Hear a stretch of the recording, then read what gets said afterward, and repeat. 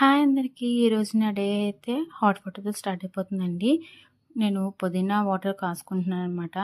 So, అది నాకు flavour చాలా బావుందనమాట.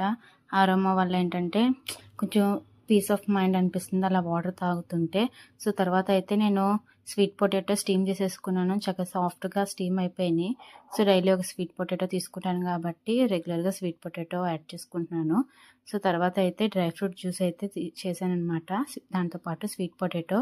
సో, మా లలన్ తాగుతూ సూపర్ అని చూపిస్తున్నాడు. మా హస్బెండ్ కూడా డ్రై ఫ్రూట్ జ్యూస్ అయితే తాగేశారు. తర్వాత అయితే బ్రేక్‌ఫాస్ట్‌లోకి జొన్న దోస వేశాను. టేస్ట్ చాలా బాగుంది. మా హస్బెండ్‌కి లంచ్‌లోకి వచ్చేటప్పటికి వైట్ రైస్, వంకాయ మామిడికాయ కర్రీ అండ్ అలాగే దోస వేశాననమాట.